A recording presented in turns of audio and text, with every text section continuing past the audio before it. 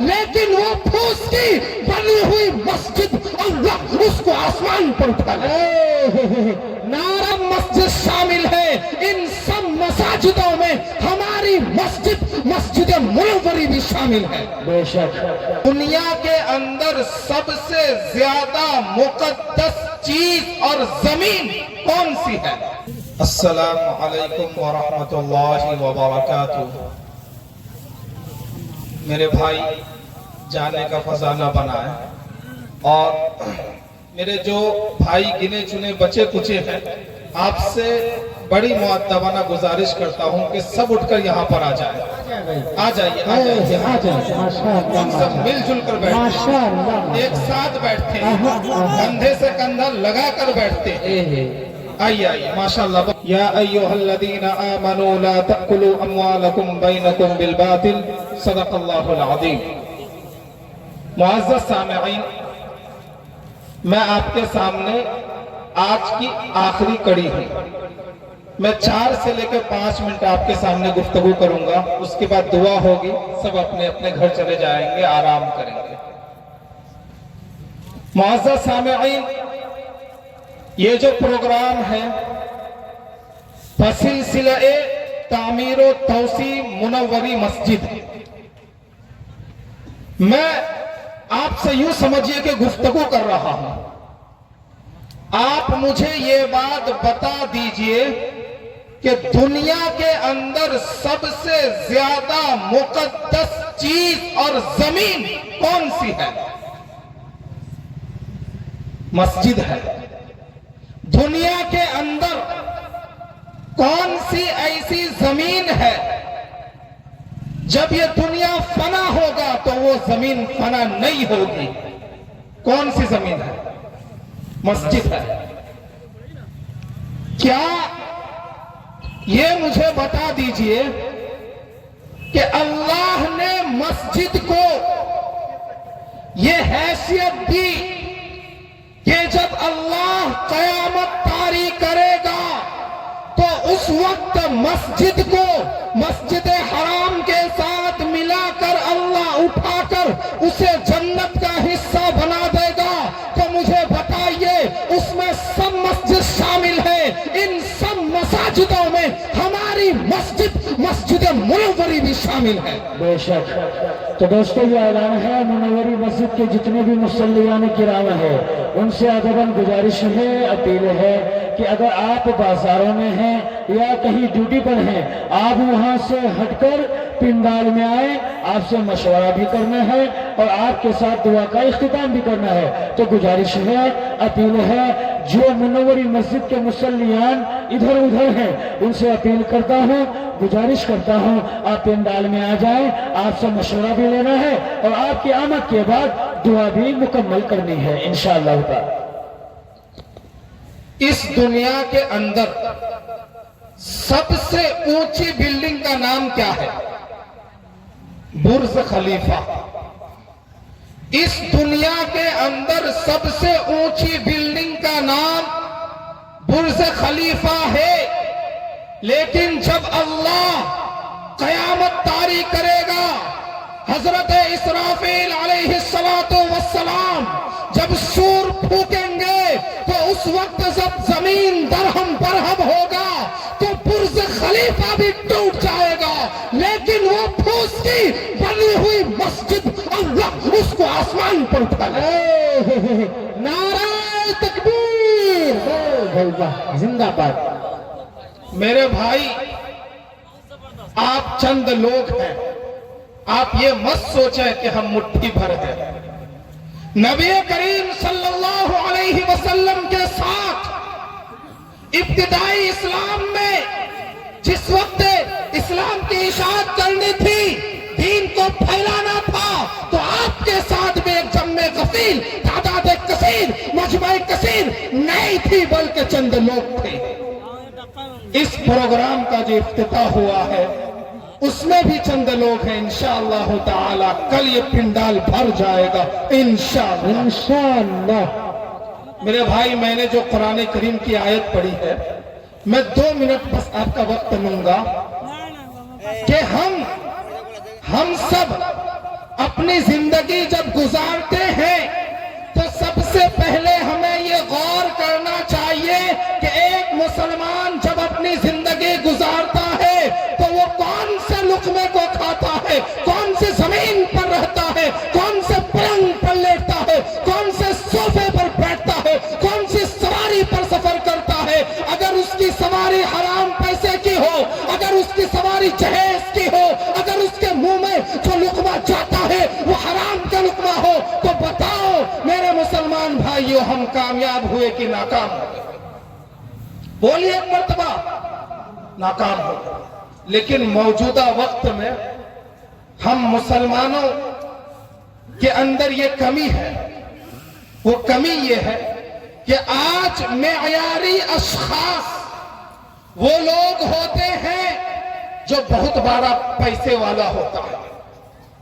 آج سماج کے اندر عزت دار ہم سب اسے سمجھتے ہیں جو بہت بڑا ثروت والا ہوتا ہے۔ آج ہمارے نزدیک معیار پر رہنے والا شخص وہ ہوتا ہے جو ہر سال زمین خریدتا ہے۔ اب جب یہ معیار بن ہی گیا تو ہر شخص معیاری بننے کے لیے پیسہ جیسے تیسے کر کے، لوٹ گھسوٹ کر کے، بےایمانی شیطانی کر کے، اپنے بھائی کی زمین اس کے رقموں کو ہڑپ کے، اپنی بہن کے حقوق کو کھا کر سوچتا ہے کہ کسی طرح میں بھی مالدار ہو جاؤں، سماج میں میری بھی عزت ہو۔ عزت ہمارا جو لقمہ ہوتا ہے وہ لقمہ یقیناً حلال چاہیے، حرام نہیں ہونا چاہیے۔ اللہ رب العزت آپ کو، آپ کے اعمال کو اس وقت پسند کرے گا جب آپ اللہ کے حساب سے، نبی کے قول کے حساب سے اپنی زندگی گزاریں گے اور کسب حلال پر قائم اور دائم رہیں گے۔ لیکن اس وقت کا ماحول اتنا خراب ہے کہ ہر شخص مالدار بننے کے لیے کمر توڑ محنت کرتا ہے، لیکن انسان بننے کے لیے کوشش نہیں کرتا۔ میرے بھائی، اگر کوئی شخص ایک سال کے اندر 80 لاکھ کی زمین، حرام کمائی کی زمین، حرام کمائی سے پیسے اکٹھا کر کے 80 لاکھ کی زمین خریدتا ہے، لیکن اسی کے مقابلے میں ایک بیچارہ غریب جس کے جسم پر کپڑا، جس پہ پیبند لگے ہوئے ہو، پھٹا ہوا کپڑا ہو، بال جیسا تیسا ہو، سیدھا سادہ زندگی گزارتا ہو، وہ شخص اگر ایک دن میں 20 روپے کماتا ہے، 10 روپے کی چاول خرید کے لا کر نمک کے ساتھ کھاتا ہے، اس 80 لاکھ سے بہتر اللہ کے نزدیک، علماء کے نزدیک یہی غریب ہے۔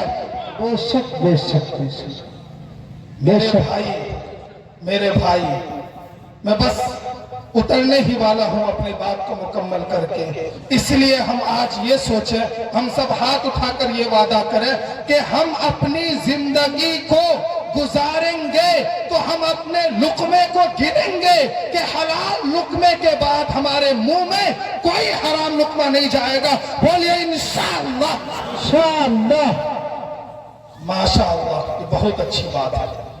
میرے بھائی، ماسٹر ابو البشر صاحب پیچھے سے کہہ رہے ہیں کہ 15-20 سیکنڈ ہی صحیح جہیز پر بات کر لی جائے۔ میرا گھر ڈہٹی ہے، ماسٹر ابو البشر فیضانی صاحب میرے خالو ہیں۔ ڈہٹی کے اندر میرے خالو کا ایک معمول یہ رہا ہے کہ جہاں بھی جہیز کا مسئلہ ہو، شادی بیاہ کے موقع پر مفتی مشتاق صاحب، مفتی تبارک صاحب، قاری شمس الزہا صاحب، شمس الزما صاحب، جہاں پر بھی لین دین کا معاملہ ہو، میرے خالو ابا وہاں شریک نہیں ہوتے ہیں۔ اور خالو ابا نے مجھے نصیحت کی کہ آپ کو بھی نہیں جانا چاہیے۔ الحمدللہ 4 سال سے میں اپنے گاؤں میں رہ رہا ہوں، 4 سال میں ایک مرتبہ بھی اللہ کا فضل رہا کہ ہم نہیں گئے، اللہ کا فضل۔ میں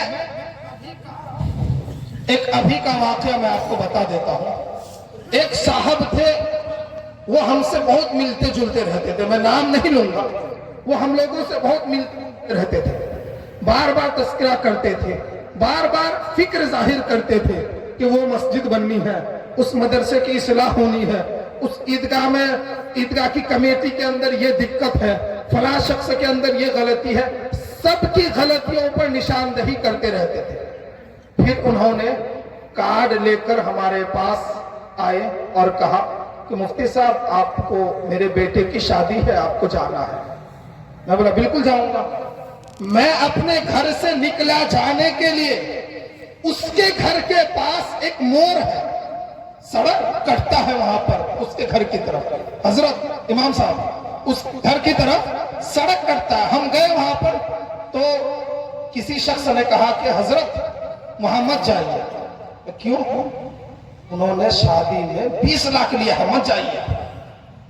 अब मुझे ये बात बताइए, अगर हम शादी में जाते हैं, जहेज लेने वाला हराम और हलाल की तमीज नहीं करता, वो जहेज ले लेता है, लड़की वाले का गला घोट लेता है, लड़की वाला जिसका बाप पूरी जिंदगी कमाता है, पूरी जिंदगी कमर को थकाता है, पूरी जवानी को खराब करता है, बुढ़ापे में पहुंच जाता है, जवानी से लेकर बुढ़ापे तक अपने आंसुओं को रोक रोक कर रखता है, जवानी से लेकर बुढ़ापे तक अपनी बेटी के फिक्र में जिंदगी गुजारता है, उसके बाद वो अपनी जिंदगी की आधी मेहनत को उठाकर एक लड़का जिसका बाप कहता है कि आप जहेज दीजिए, तब मैं आपकी बेटी से मेरा बेटा शादी करेगा, बेचारा मरता क्या नहीं करता, जाकर उसके गोद में पैसे को फेंक देता है। अब वो लड़का वाला क्या करता है, उसके पास हो गए पैसे, अब वही पैसा होगा दरवाजे का खर्च, हजरत दरवाजे का खर्च, जहेज का पैसा, दरवाजे का खर्च। अब वो मोहल्ले में सबको दावत देगा, मुफ्ती मुश्ताक साहब, मुफ्ती तबारक साहब, हजरत शमसुज़्ज़ोहा साहब, मास्टर अबुल बशर साहब, सूफी अब्दुल हफीज साहब, मौलाना मेहताब साहब, सबको दावत देंगे, हजरत आपको आना है। गए हम लोग भी अपने अपने मोटरसाइकिल लेके बैठ गए, सुभान अल्लाह अल्हम्दुलिल्लाह कहते हुए। टेबल आया, अच्छा सा दस्तरखान बिछा हुआ था, बैठ गए। खाना आया, बिस्मिल्लाहि व अला बरकतिल्लाह कहते खाना शुरू कर दिए। ठीक है, शुरू कर दिए।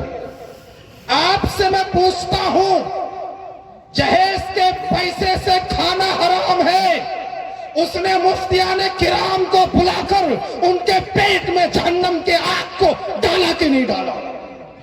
एक शख्स अपने बेटे की शादी कराता है, बेटी के बाप के गले पर फंदा लगाकर, जहेज का फंदा लगाकर, जहेज का गिरबान उसके पकड़कर खींचकर, और फिर उसी पैसे से खाना खिलाता है।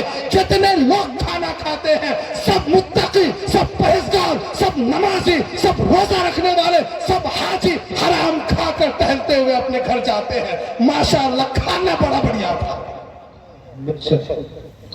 ये समाज को खराब करने वाला ये जो जहेज खोर है, हराम खोर, खोर लफ्ज फारसी का है, अम्र है। जब इसम के साथ फारसी का अम्र मिलता है तो इसमें फाइल का माने देता है। हराम खोर के माने हराम खाने वाला। जितना जहेज खोर है वो हराम खोर है।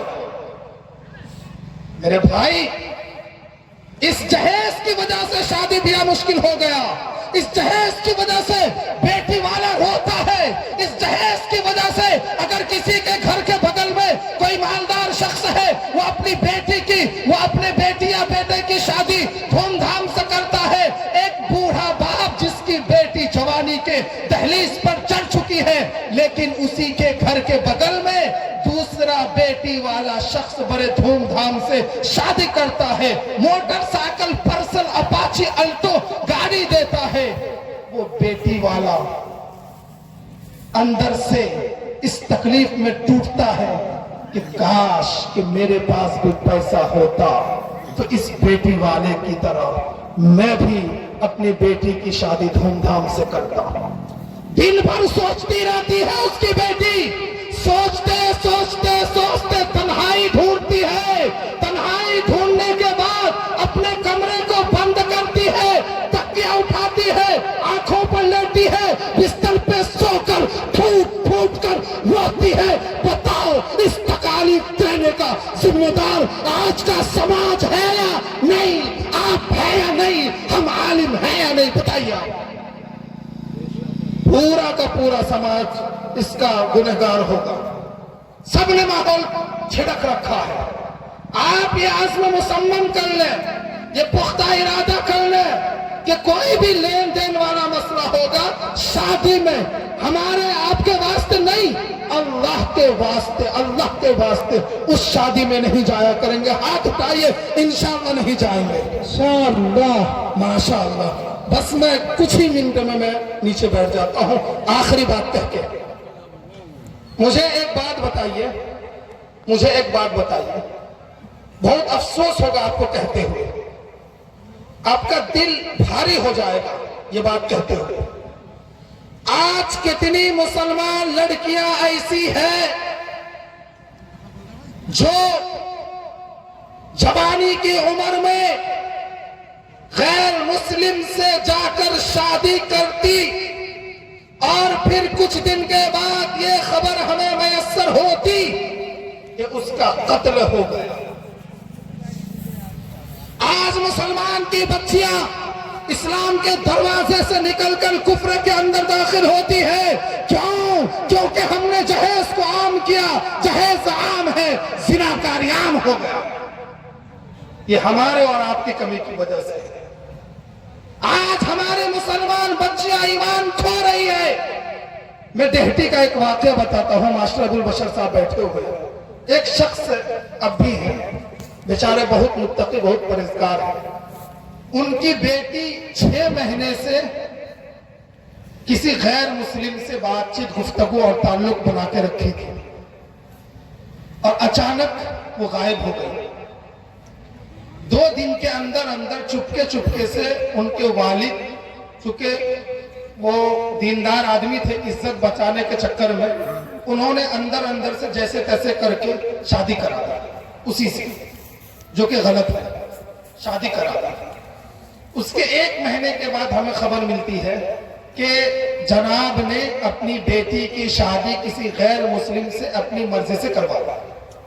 بیٹی کہتی ہے کہ شادی کراؤ گے تو کرا دو، ورنہ ہم اس کو لے کر بھاگ جائیں گے۔ اس کے والد سے ہم لوگوں نے کہا کہ بھائی یہ تو غلط ہے، آپ نے شادی کیوں کرائی؟ بیٹی کو لے کر آ جاتا، اس کو باندھ کر رکھتے، اسے ہم سمجھاتے۔ انہوں نے کہا کہ ہر دن دیکھتا ہوں، اخبارات پڑھتا ہوں، نیوز سنتا ہوں کہ بیٹیاں بھاگ گئی اور 4 دن کے بعد، 1 ہفتے کے بعد بیٹی نہیں بلکہ اس کی لاش میں میسر ہوتی ہے۔ اس کے بعد پھر اس بچی سے ماسٹر ابوالبشر صاحب، میں اور 3-4 لوگ گئے، اس سے بات کی ہم لوگوں نے، اس کو سمجھایا، خوب اچھی طریقے سے سمجھایا۔ 6 مہینہ روکی، پھر بھاگ گئی۔ اب اس کا باپ کیا کہتا ہے اصل وہ سنانا چاہتا ہوں۔ اس کا باپ کہتا ہے 4 بیٹیاں ہیں میرے پاس، 4 بیٹیاں ہیں، ہر بیٹی پر کم از کم 3 لاکھ چاہیے، میرے پاس 50,000 بھی نہیں، بتائیے میں کیا کروں؟ اگر شادی آسان ہو جائے نا، ہر باپ کا کندھا ہلکا ہو جائے گا میرے بھائی۔ اس لیے آج ہم لوگ یہ عزم مصمم کر لیں کہ شادی کو ضرور بھی ضرور آسان کریں گے۔ بولیے انشاءاللہ۔ ٹھیک ہے، انہی چند کلمات کے ساتھ میں اپنی بات کی تکمیل کرتا ہوں۔ وما توفیقی الا باللہ۔